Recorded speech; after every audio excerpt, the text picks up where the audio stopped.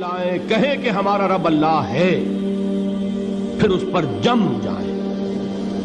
ان پر فرشتوں کا نزول ہوتا ہے، نہ کوئی غم کرو نہ خوف، خوشیاں مناؤ جنت کی جس کا تم سے وعدہ کیا گیا تھا۔ اللہ کی ربوبیت پر اطمینان جب انسان کو ہو جاتا، میرا رب اللہ ہے، ربی اللہ، انسان کے لیے نہ کوئی کھٹکا، نہ کوئی خطرہ، نہ کوئی خوف، نہ کوئی حزن۔ جو کچھ ہو رہا ہے کس کے اذن سے ہو رہا ہے؟ اللہ کے اذن سے۔ اللہ کے اذن کے بغیر پتا تک نہیں ہلتا۔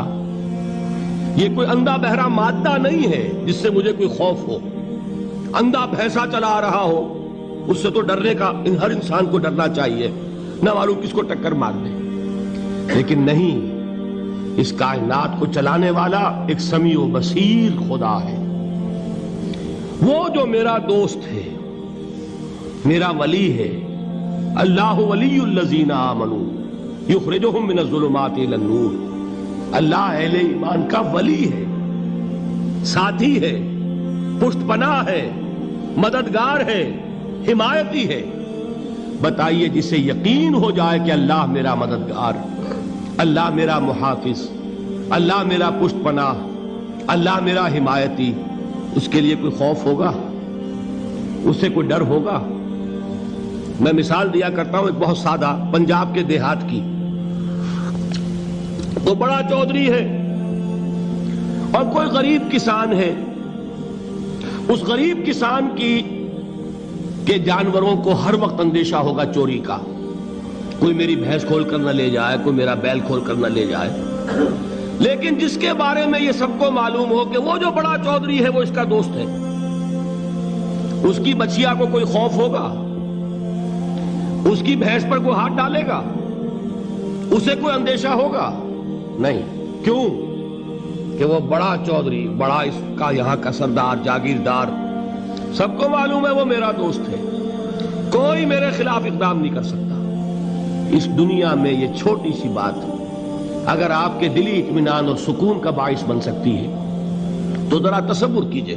میں لفظ تصور استعمال کروں گا صرف اس لیے کہ اس کا ہم جس کو کہتے ہیں ادراک اور شعور کر نہیں سکتے، اگر کے ساتھ کر سکتے۔ اگر یقین ہو کہ اللہ میرا مددگار اور یقین ہو کہ اللہ ہر آن میرے ساتھ ہے، پھر کوئی خوف؟ کس کا خوف؟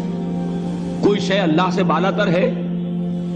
کوئی قوت اس سے زیادہ طاقتور ہے؟ کوئی اس کے ارادے کو بدلنے والا ہے؟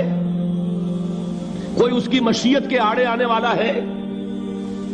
یہی بات ہے جو حضور نے فرمائی۔ یہ ایمان کا حاصل ہے لب لباب، کہ دیکھو اچھی طرح اس بات کو ذہن نشین کر لو۔ اگر تمام انسان مل کر تمہیں کوئی نقصان پہنچانا چاہے، نہیں پہنچا سکتے مگر جو کچھ اللہ نے لکھ دیا ہو، اور تمام انسان مل کر تمہیں کوئی نفع پہنچانا چاہے، نہیں پہنچا سکتے مگر وہ شے جو اللہ نے طے کر دی۔ آپ پھر میں کہوں گا ذرا طاری کیجئے، اسے فرض کیجئے، اسے سوچئے۔ اگر اس حدیث پر ہمارا دل ٹھکا ہوا ہو تو کسی سے ڈر ہوگا؟ یہ مجھے نقصان نہ پہنچا دے، یہ میری رپورٹ خراب نہ کر دے، یہ میری انکریمنٹ نہ رکوا دے، یہ میرا یہ نہ بگاڑ دے، یہ میرے یہ نقصان نہ پہنچا دے۔ اس کا ڈر، اس کا ڈر، اس کا خوف، اس کی خوشامد، اس کے لیے جا کر طرح طرح سے اپنی عزت نفس کو ذلیل کروانا اس کے سامنے، یہ سب کچھ کیوں کرتا ہے انسان؟ جب سمجھتا ہے کہ اس کے ہاتھ میں میرا کوئی نفع ہے، اس کے ہاتھ میں میرے لیے کوئی ضرر ہے، یہ مجھے کوئی غضب پہنچا سکتا ہے، یہ مجھے کوئی نقصان پہنچا سکتا ہے، یہ میرا کوئی کام بنا سکتا ہے، یہ میری کوئی ضرورت پوری کر سکتا ہے، اسی کا نام شرک ہے۔ جہاں آپ نے یہ سمجھا کہ غیر اللہ کے اندر کوئی طاقت موجود ہے، وہی شرک ہے۔ بتوں سے تجھ کو امیدیں، خدا سے نومیدی، مجھے بتا تو صحیح اور کافری کیا ہے؟ شرک تو یہ ہے جس پر بھی تمہیں یہ خیال ہے۔ کلمہ ہے یہ کلمہ سوم، لا حول ولا قوت الا باللہ۔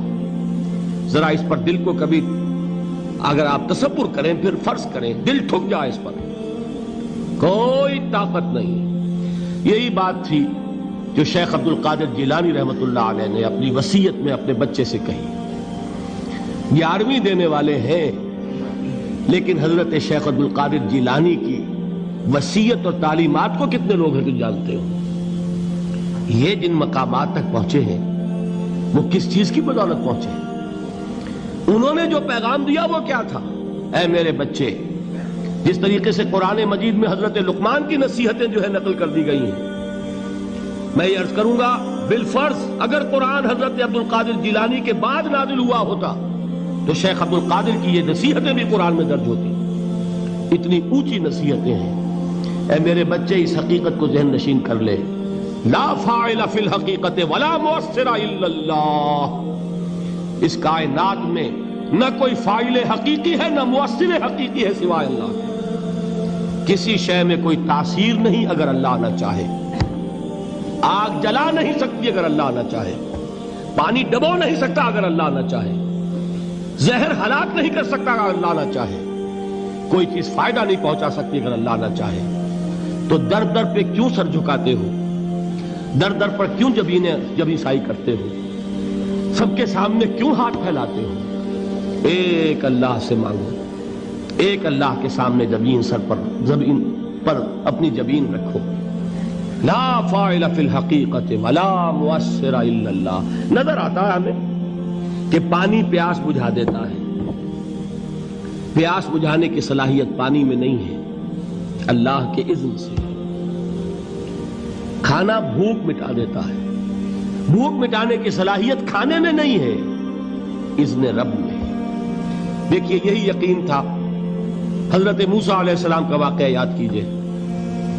سامنے سمندر آ گیا ہے، قوم دیکھتی ہے پیچھے کہ گرد و غبار کا طوفان ہے. معلوم ہوا کہ فرعون اپنے لشکر سمیت آ گیا ہے. لشکر جب چلتا تھا تیز رفتاری کے ساتھ تو گرد و غبار کا جو طوفان اٹھتا تھا اس کا تصور کیجئے. اور لمحہ بلمحہ وہ قریب آ رہا ہے. پوری قوم نے کیا کہا ہے؟ اے موسیٰ انا لمدرکون، اے موسیٰ ہم کو پکڑے گئے. قرآن مجید نے تو یہاں وہ باتیں نہیں لکھی ہے، لیکن تورات میں یہ درج ہے کہ بنی اسرائیل جھگڑنے لگے، دست و گریبان ہو گئے موسیٰ کے ساتھ. موسیٰ ہمیں یہاں مروایا لا کر، اس سے تو ہم ہی بہتر تھے. وہاں کھانے کو ملتا تھا، زندگی تو تھی، بیگار ہم کر رہے تھے، موت تو نہیں تھی. اب جو کچھ ہوگا اس کا تصور کرو، جس طریقے سے ہمارے ٹکڑے اڑائے جائیں گے. تو لڑ رہے ہیں حضرت موسیٰ علیہ السلام سے. یہ تورات کی تفصیل ہے. قرآن میں صرف اتنا آیا ہے، پریشان ہو کر انہوں نے کہا انا لمدرکون، موسیٰ ہم تو پکڑے گئے. اس وقت موسیٰ کا جواب کیا ہے؟ کلا ان معی ربی سیہدین. نہیں، میرے ساتھ میرا رب ہے، وہ راستہ دے گا. بتائیے کہاں راستہ نظر آ رہا ہے؟ یہ ہے ایمان بالغیب. راستہ نظر نہ آئے تب اللہ پر یقین ایمان ہے. جیب میں پیسے ہوں اور تب دل کو اطمینان ہے تو ایمان کس پر ہوا؟ پیسے پر، اللہ پر نہیں. جب وسائل و ذرائع نہ ہو اور پھر یقین ہو کہ اللہ مسبب الاسباب ہے، وہ اسباب کا پابند نہیں ہے، وہ اسباب کا محتاج نہیں ہے، اسباب اس کے محتاج ہیں. اگر یہ یقین ہے تو اللہ پر ایمان ہے. یہ نہیں ہے تو تمہارا ایمان اسباب پر ہے، وسائل پر ہے، ذرائع پر ہے، مادیات پر ہے، اللہ پر نہیں. اس وقت کہاں راستہ تھا؟ کوئی راستہ تھا؟ سمندر ہے اور ادھر سے لشکر آ گیا ہے. کلا ان معی ربی سیہدین. اب دیکھیے ایمان کہہ دینا آسان ہے، ہوا معکم اینما کنتم، جہاں کہیں بھی تم ہوتے ہو اللہ تمہارے ساتھ ہوتا ہے. لیکن اس کا یقین قائم ہو جائے تو زمین و آسمان کا فرق واقع ہو جائے.